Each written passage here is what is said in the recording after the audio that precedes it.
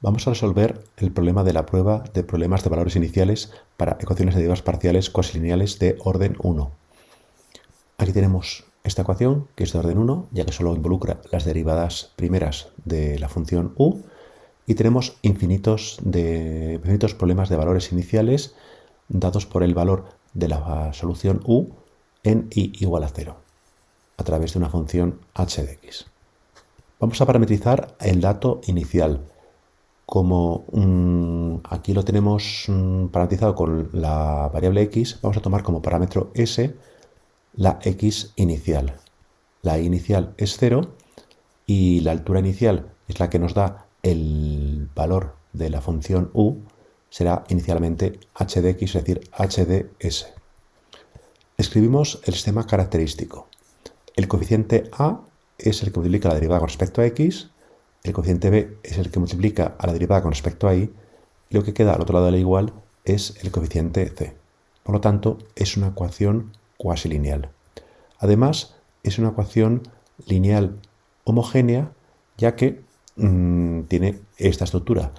Todos los coeficientes, el que multiplica a u sub x, el que multiplica a u sub y y el que multiplica a u, son todos ellos no dependientes de u. Además, no tenemos el término independiente, que es el que no aparecería u ni sus derivadas, con lo cual la ecuación no solamente es lineal, sino que es homogénea. Vamos a ver si estos problemas de valores iniciales tienen solución y si es única. Lo primero de todo, todos los coeficientes que aparecen aquí son de clase c infinito por ser polinomios. Vamos a verificar la condición de transversalidad. Escribimos el vector tangente al dato inicial y el vector tangente a las características, dado por los coeficientes a y b sobre el dato inicial. La velocidad del dato inicial pues será esta. La derivada de f con respecto a s es 1 y como g es 0, su derivada es 0. Sobre el dato inicial, el vector tangente a las características viene dado por a, que en este caso es 2, x, que sobre el dato inicial es la f, por i, que sobre el dato inicial es la g. Y la b vemos que es 1, ya sea en el dato inicial o en cualquier otro lado. Con lo cual vemos que estos dos vectores no son paralelos, son transversales, ya que este determinante es 1, y por lo tanto todos estos problemas de valores iniciales tendrán solución única. Vamos a resolver en forma paramétrica, utilizando las características, estos problemas de valores iniciales. Para ello tenemos el dato inicial, el sistema característico, que tenemos aquí escrito en función de un parámetro tau. El punto representa derivada con respecto al parámetro tau a lo largo de las curvas características. El coeficiente a, el coeficiente b y el coeficiente c. Este es el sistema de ecuaciones ordinarias que tenemos que resolver. Parece lo más cómodo empezar resolviendo esta ecuación, que es la que tenemos aquí. La derivada de i con respecto a tau es 1, con lo cual i es la integral de 1 por diferencial de tau, es decir, una constante de integración que puede depender del dato inicial más tau. Para saber quién es beta, utilizamos el dato inicial, que nos dice que 0 es la i inicial, entonces cuando tau vale 0, vemos que beta adopta el valor 0. Con lo cual ya tenemos una ecuación integrada, y es el parámetro tau. Vamos a resolver cualquiera de las otras dos, que ya las podemos resolver ya que conocemos i en ambas. Empezamos por la tercera, por ejemplo, y sabemos que vale tau. Entonces tenemos una ecuación separable. Pasamos la z a un lado y tenemos todas las zetas a un lado y todas las taus al otro. La primitiva de 2 tau es tau al cuadrado más una constante de integración gamma que puede depender del parámetro del dato inicial s. Y la primitiva de 1 partido por z es el neperiano de valor absoluto de z. Entonces, la manera de despejar esto, como ya sabemos, es tomar exponenciales, absorber el signo más menos en una constante, que es lo que hacemos aquí. Entonces, exponenciando, aquí nos queda z igual a la exponencial de gamma s por la exponencial de tau cuadrado, y si a la exponencial de gamma s con el signo más menos del valor absoluto la llamamos c, pues lo podemos escribir de esta manera. Vamos a ver quién es c o gamma, nos da igual, utilizando el dato inicial.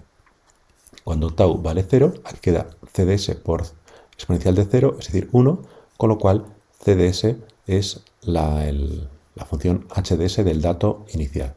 Con lo cual ya tenemos integrada la tercera ecuación. Z es HDS por la exponencial de tau al cuadrado. Y ahora resolvemos la primera. Y es tau y podemos hacer igual que en la tercera ecuación. Es una ecuación separable, pasamos la x al otro lado, integramos 1 partido por x, integramos 2 tau, que nos queda tau cuadrado, más una constante de integración alfa que puede depender del dato inicial, y para saber quién es alfa utilizamos este mismo dato inicial. Pero antes vamos a tomar la exponencial para poder despejar la x. Al exponenciar neperiano de x nos queda la x salvo el signo, la exponencial de a con el signo incorporado debido al valor absoluto la vamos a llamar a mayúscula por exponencial de tau al cuadrado. Entonces, al sustituir tau igual a 0, nos queda que x es inicialmente a de s. Pero sobre el dato inicial, la x es el parámetro s, con lo cual a de s es el propio parámetro s. Ya tenemos integrada entonces la primera ecuación. X es a de s, es decir, s por exponencial de tau al cuadrado. Y esta es la solución en forma paramétrica de este problema de valores iniciales, más bien de estos problemas de valores iniciales. Vamos a intentar obtener la solución general eliminando los parámetros que hemos introducido, el parámetro s sobre el dato inicial y el parámetro tau a lo largo de las características.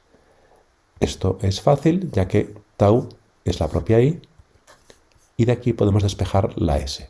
La s es x por la exponencial de menos tau al cuadrado, pero como tau es i, tenemos que s en función de x y de y es simplemente x por la exponencial de menos i al cuadrado. Con lo cual, si deshacemos el cambio, tenemos que la altura nos da el valor de u, y en función de x y de y en vez de s y tau, tenemos aquí h de s, que es h de x exponencial de menos i cuadrado, por la exponencial de tau cuadrado, que es la exponencial de i al cuadrado. Y esta es la solución general de nuestros problemas de valores iniciales. Vemos que, como corresponde a una ecuación de orden 1, esta solución general depende de una función arbitraria de las variables x e y. Vamos a resolver un problema de valores iniciales concreto, ahora que los tenemos resueltos. Nos dicen que la u inicial es x al cuadrado. Es decir, que h de x es simplemente elevar al cuadrado la variable. Partimos de la solución general y ahora sabemos que la solución de nuestro problema, lo único que tenemos que hacer es sustituir h por la operación elevar al cuadrado. H es elevar al cuadrado la variable, con lo cual elevamos al cuadrado x exponencial de menos i al cuadrado. Con lo cual aquí tenemos x cuadrado por exponencial de 2i cuadrado, que se simplifica con la exponencial de i cuadrado, porque aquí nos va a quedar i cuadrado menos 2i cuadrado menos i al cuadrado. Con lo cual la solución de este problema es simplemente x cuadrado por exponencial de menos i al cuadrado. Nos piden que encontremos un problema mal planteado. Vamos a ver que un problema mal planteado podría ser simplemente tomar como dato inicial las curvas en x igual a 0. La inicial en este caso, la x inicial sería 0, tomamos como parámetro sobre el dato inicial la i inicial, a la cual llamamos s, y la altura inicial será entonces h de s.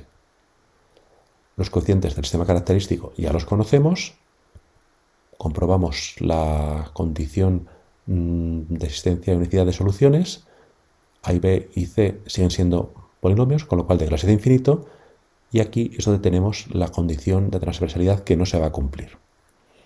Como ya sabemos, aquí tendríamos el vector tangente al dato inicial y el vector tangente a las características, que como ya sabíamos era 2 veces xy sobre el dato inicial, es decir, 2 veces f por g, y la b es 1. Pues aquí vemos que una posibilidad de que este determinante se anule sería tomar simplemente f igual a 0, con lo cual tendríamos esta fila igual a 0, Y es precisamente lo que hemos hecho. Al tomar la f igual a 0, quiere decir que la x inicial es 0. Es decir, estamos dando datos iniciales en x igual a 0. Entonces, esto es un problema mal planteado. Y nos piden que lo resolvamos. Bueno, pues lo vamos a resolver. Como ya tenemos la solución general de la ecuación, podemos usarla. Utilizamos el nuevo dato inicial. Dicen que h de i es la función u en x igual a 0. Al sustituir x igual a 0, aquí nos queda simplemente h de 0 por la exponencial de i cuadrado. Es decir, nos queda una constante por exponencial de i cuadrado. Con lo cual vemos que el dato inicial no puede ser cualquier función, sino tiene que ser una constante por la exponencial cuadrática. Por lo tanto, tenemos dos casos. Si el dato inicial que nos dan no es de la forma constante por exponencial de i cuadrado, el problema no tendrá solución.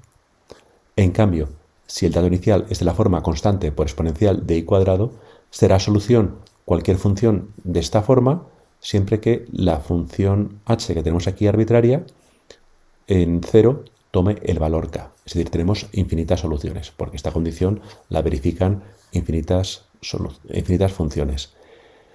Por ello, tenemos dos casos. Un caso en el que no hay solución y otro caso en el que hay infinitas soluciones.